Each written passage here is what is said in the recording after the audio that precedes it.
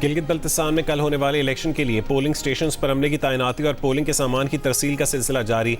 Election commission के मुताबिक Gilgit Baltistan assembly की 24 नशस्तों पर मजमूई तौर पर 403 उम्मीदवार हिस्सा ले रहे हैं। वोटरों की कुल तादाद 9,58,480 है। 4,54,708 खवातीन और मर्द वोटर्स की तादाद 5,03,772 है। 396 मर्द उम्मीदवार जबकि 8 खवातीन उम्मीदवार इंतखाबी मैदान में हैं। 266 आज़ाद उम्मीदवार भी इलेक्शन लड़ रहे हैं। सरकारी मिल्कियती कंपनियों में अकाउंटेबिलिटी और गवर्नेंस बेहतर बनाने के लिए SECP के इकदाम।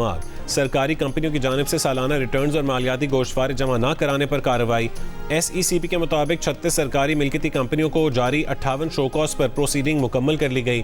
46 शोकॉज नोटिस पर जुर्माने आयद, 12 पर तंबीही अहकामात जारी किए गए। मजमूई तौर पर 3,75,000 रुपये के जुर्माने आयद किए गए।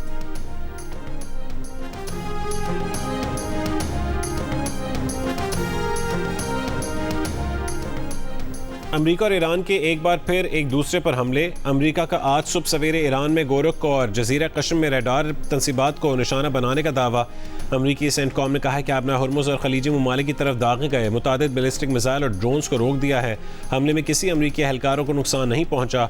बहरीन में 5th फ्लीट हेडक्वार्टर को नुकसान पहुंचाने का ईरानी दावा गलत है। ईरान ने 7 मिसाइल दागे जिनमें से 6 को रोक लिया गया। 7वां हदफ तक ना पहुंच सका। ईरान के खिलाफ कार्रवाई अपने दिफा में की।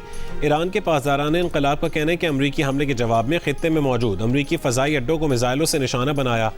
अमरीकी कार्रवाइयाँ जारी रहीं तो आबना हुर्मुज़ मुकम्मल तौर पर बंद कर दी जाएगी।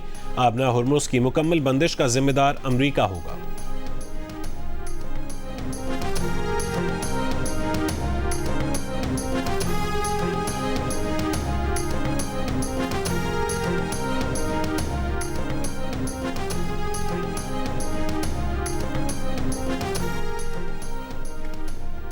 इसराइली फ़ौज का लेबनानी फ़ौजी गाड़ी पर हमला, मुतादिद लेबनानी फ़ौजी शहीद हो गए। लेबनानी फ़ौज के मुताबिक इसराइली फ़ौज ने जनूबी लेबनान में खरदली नबतिया सड़क पर एक लेबनानी फ़ौजी गाड़ी को निशाना बनाया। इसराइली हमले में एक अफसर समेत मुतादिद लेबनानी फ़ौजी शहीद हुए।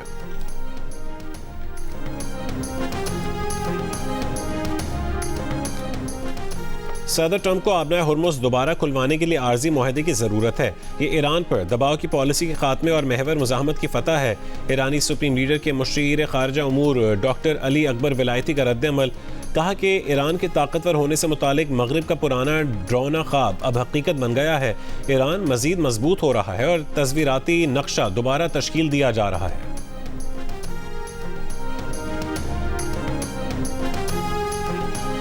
हुकूमत लोगों को आपस में लड़ाने की बजाय मकामी हुकूमतें बनाए। मुस्लिम लीग के रहनुमा ख्वाजा आसिफ का सियालकोट में खिताब। कहा कि सियालकोट शहर की आलमी सतह पर पहचान है। हुकूमत ने मुख्तलिफ स्पोर्ट्स एक्सपोर्टर्स की खिदमात को सराहा है। एक्सपोर्टर अपनी प्रोडक्ट्स के मयार को मज़ीद बेहतर बनाने की कोशिश करें।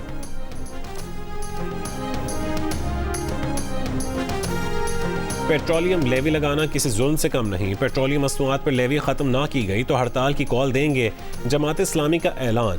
अमीर जमात इस्लामी हाफिज़ नईमुर रहमान ने प्रेस कॉन्फ्रेंस में कहा कि शहबाज शरीफ और मरीम नवाज की पॉलिसियों ने मईशत को नुकसान पहुंचाया।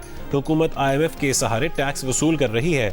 हुकूमत अपनी शाखर्चियाँ कम करने के लिए तैयार नहीं और अपनी नालायकी और करप्शन छुपाने के लिए कीमतों में इजाफा करती है।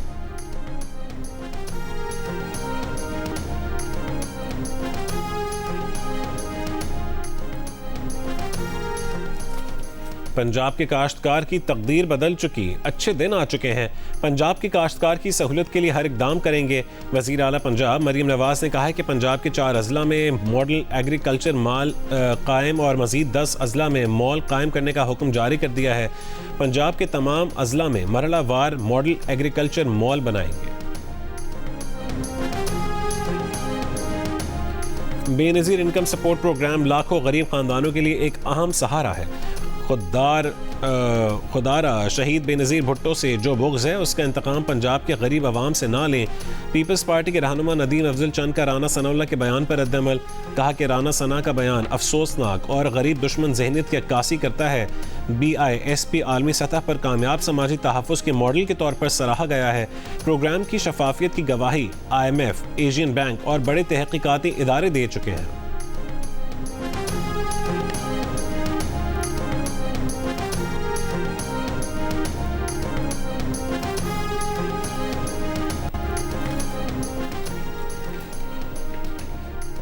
मुनशियात के मुकदमात में गिरफ्तार मुलजिमा अनमोल उर्फ पिंकी की आवाज़ की फोरेंसिक करवाने के मामले में पेशरफ। तफ्तीशी अफसर ने जेल में मुलजिमा की आवाज़ का नमूना रिकॉर्ड करने के लिए इजाज़त तलब कर ली।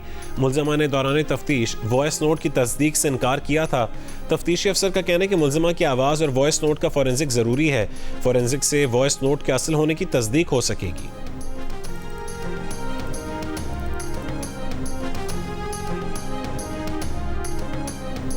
लाड़काना और शिकारपुर के कुछ इलाकों में बिजली बहाल कर दी गई। सेप्को काम के मुताबिक दीगर इलाकों में भी बिजली की फरहमी की कोशिशें जारी हैं।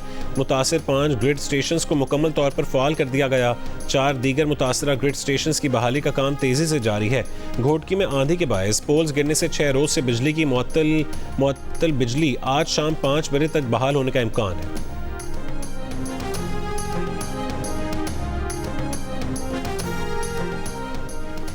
जापान में जारी अंडर 18 हॉकी एशिया कप में पाकिस्तान ने मलेशिया को शिकस्त देकर तीसरी पोजीशन हासिल कर ली।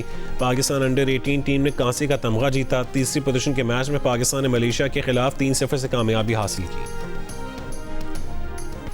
भारतीय चीफ जस्टिस के मुतनाज़िर रिमार्क से जन्म लेने वाली कॉकरोच जनता पार्टी ने दिल्ली के जंतर मंतर चौक पर पहला एहतजाज शुरू कर दिया। पार्टी सरबराह अभिजीत दिप्के की सरबराही में होने वाले इस एहतजाज के जरिए वजीर तालीम धर्मेंद्र प्रधान के इस्तीफे का मुतालबा किया जा रहा है। सिक्योरिटी फोर्स की भारी नफरी दिल्ली के हसास मकामात पर तैनात कर दी गई। एहतजाज रोकने के लिए जगह जगह नाके लगा दिए गए। मुजाहिरीन का कहना है कि वो तालीम और रोजगार के बहरान पर जवाबदेही चाहते हैं और अब खामोश रहने को तैयार नहीं। चीफ जस्टिस ऑफ इंडिया ने एक केस की समाअत के दौरान भारत के बेरोजगार नौजवानों को कॉकरोच कहा था, जिसके रद्दअमल में इस जमात ने जन्म लिया।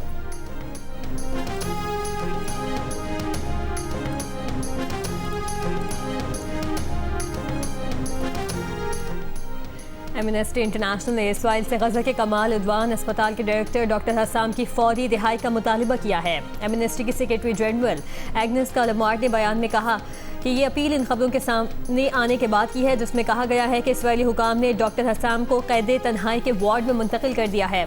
एग्नेस कालामार्ट ने बयान में कहा कि आखिर क्यों इतनी बेरहमी की जा रही है, आखिर क्यों वो ताकतवर लोग जो इसराइल का एहतसाब कर सकते हैं बार बार नाकाम साबित हो रहे हैं।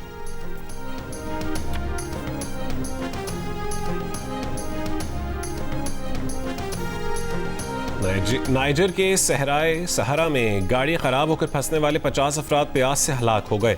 हुक्काम के मुताबिक ये लोग ईद उल अज़हा की तातीलात के बाद माली से वापस आ रहे थे जब उनका ट्रक खराब हो गया। शदीद गर्मी में ट्रक में मौजूद पानी का ज़ख़ीरा ख़त्म होने से हलाकतें हुई। नाइजर हुक्काम के मुताबिक सिर्फ 2 अफराद जिंदा बचे जो पैदल सहरा अबूर करके करीबी इलाके पहुँचने में कामयाब हुए। नेपाली शर्पा माउंट एवरेस्ट से 3 दिन बाद जिंदा मिल गया। खटमंडू में दावा नामी इस शर्पा के अहले खाना ने उसे मुर्दा समझकर आखिरी रसूमात की तैयारियां शुरू कर दी थी। दावा ने बताया कि उसने बर्फ पोश पहाड़ पर 6 दिन बर्फ चबाकर और जेबों में पड़ी चॉकलेट्स खाकर गुजारा किया। और हज़रत अब्दुल्ला शाह गाजी की 1296वें उर्स की तकरीबात का आगाज़। गवर्नर सिंध निहाल हाशमी ने कराची में उर्स का इफ्तिताह किया। हज़रत अब्दुल्ला शाह गाजी रहमतुल्लाह अलैह के मज़ार पर हाज़री दी, फातिहा ख़्वानी की और फूल चढ़ाए। मुल्क की तरक्की और इस्तेहकाम के लिए दुआ की। कहा कि औलिया कराम की तालीमात पर अमल करके मुआशरे में रवादारी और भाईचारे को फ़रोग़ दिया जा सकता है।